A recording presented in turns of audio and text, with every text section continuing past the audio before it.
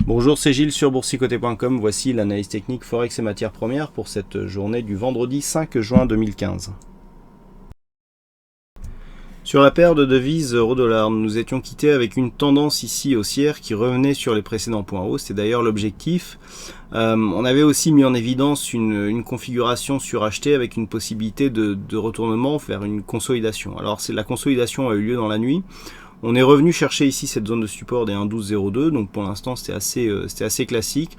On a validé ici cette zone de point haut comme zone de nouveau point bas, hein. C'est relativement ici visible sur cette zone là par rapport au retour que nous avons eu. Il y a eu contact donc avec la moyenne mobile 20 exponentielle et puis les cours ont commencé à remonter. Et on a rebuté ici sur cette zone des 1,1280. Je n'ai touché aucune zone horizontale sur ce graphe. Donc là, on vient valider, on casse, on ne retrouve pas cette zone comme support, enfin juste sur cette bougie ici. On revient chercher ici la zone 1,1202. D'ailleurs, on va peut-être pouvoir redescendre légèrement cette zone de résistance.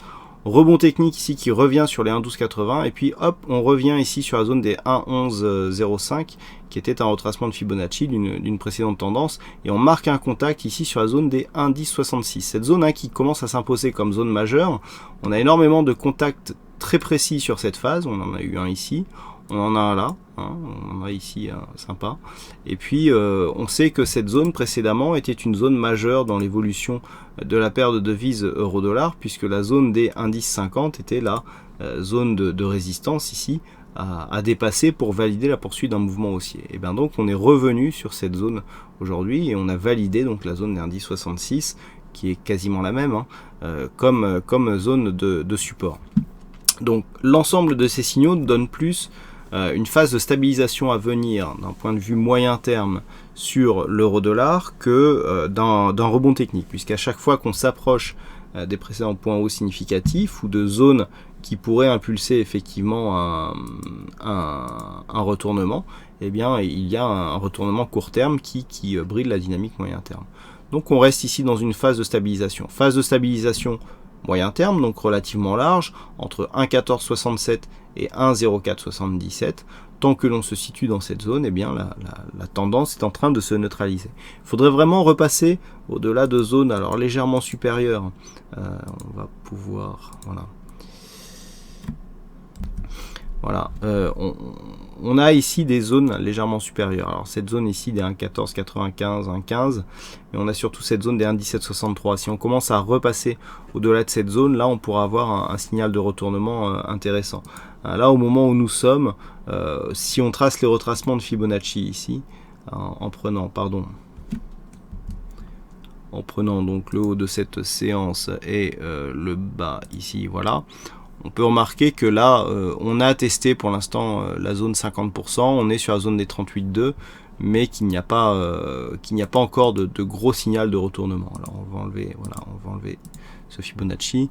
Voilà, on est venu ici, on a testé un peu fort le 38,2, mais sans avoir de gros retournements. Donc on peut encore continuer à monter pour marquer un peu plus de conviction, et effectivement, si la paire de devises euro-dollar marque des points hauts significativement plus haut, eh bien il y aura dans ce cas-là un éventuel signal de retournement. Mais pour l'instant, l'ensemble de ce signal s'inscrit dans une phase de stabilisation de la tendance moyen terme. Donc ici, tant que l'on est dans ce range, d'un point de vue court terme, on neutralise aussi, mais les signaux se situent bien plus haut. Par contre, à la baisse, eh bien, il ne suffirait que d'une rupture ici de ce point bas significatif, hein, le point bas que nous avons ici à 1,0462 de mémoire, et bien là effectivement il y aurait réactivation de la dynamique baissière. Et puis il y a la paire de devises dollarienne sur laquelle nous avons une belle reprise de dynamique qui est très technique. Alors on avait posé des objectifs. Alors il y avait cet objectif des 124,80 qui joue un report d'amplitude entre cette phase de range ici et sur une cassure donc de cette zone des 121,70. Et puis on avait une extension de Fibonacci sur l'amplitude la plus forte ici de la phase de consolidation qui par la suite s'est révélée comme étant neutre, comme étant horizontale. Eh bien on a une hausse qui techniquement nous donne de très bons objectifs. Alors dans un premier temps on est venu valider ici la zone des 124,80 d'une manière assez propre, hein. On est venu ici, on a monté, on a touché cette zone s'est même imposée comme résistance. On est revenu sur la moyenne mobile 20 exponentielle, cette zone c'est là imposée comme zone de support, et ensuite on a cassé cette zone pour venir valider ici un contact avec les 125,61 qui représente l'extension de Fibonacci à 161,8% de la phase de consolidation. Et vous pouvez voir que c'est vraiment cet objectif qui a joué, puisque là on est venu marquer un mouvement haussier et que depuis on se stabilise au-dessus de cette zone. Donc cette phase confirme la poursuite du mouvement haussier. Cet objectif avait été donné dès la rupture ici haussière de cette zone.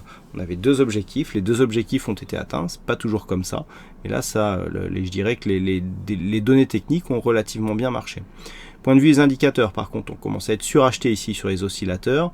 On a un petit peu encore de potentiel. Le MACD nous indique encore une dynamique, une continuité de dynamique possible. Donc là, on est sur une phase d'accélération haussière.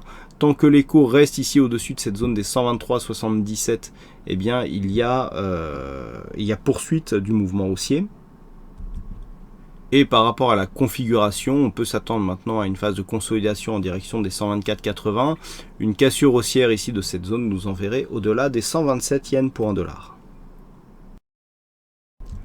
Et enfin sur l'or, là aussi on a bien une résurgence des niveaux techniques qui deviennent significatifs. Ça fait quelques semaines que je vous parle toujours des mêmes niveaux, mais regardez comment ils ont bien fonctionné, comment ils fonctionnent à merveille. Hier j'attirais votre attention sur le fait que la zone des 1179, qui était donnée comme objectif depuis la rupture ici des 61,8% de Fibonacci, avait bien fonctionné, suite à une stabilisation ici sur la zone majeure des 1187 $ l'once.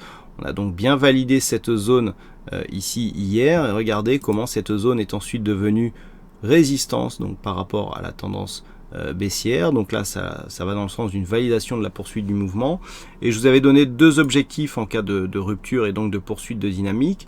Cette zone ici des 1165 et une autre zone qui se situe à 1150 $ l'once. Et bien aujourd'hui on a validé donc la zone ici de cassure comme zone de résistance, donc ça c'est très important. On avait eu un contact hier, mais on en a eu plusieurs dans la nuit. Et puis finalement on s'est orienté à la baisse, on a validé ici un contact avec les 1165 avant de marquer un petit rebond technique. La configuration est légèrement survendue, on le voit ici sur le RSI, sur le stochastique, le MACD commence à être un peu hésitant. Donc on est vraiment dans une poursuite de mouvement baissier sur l'or. Désormais sur une rupture de la zone des 1165 $ l'once, eh bien c'est 1150 qui fera office d'objectif, et tant que les cours restent ici sous cette zone des 1179,1, eh bien l'or donc coté en dollars, eh bien continue à rester dans une tendance court terme baissière. Voilà donc ce que nous pouvons dire sur cette analyse technique Forex et matières premières. Je vous souhaite à toutes et à tous un bon week-end, bonne chance dans vos prochains trades, et on se donne rendez-vous dès la semaine prochaine pour d'autres analyses techniques sur le site boursicoté.com. Bon week-end à tous.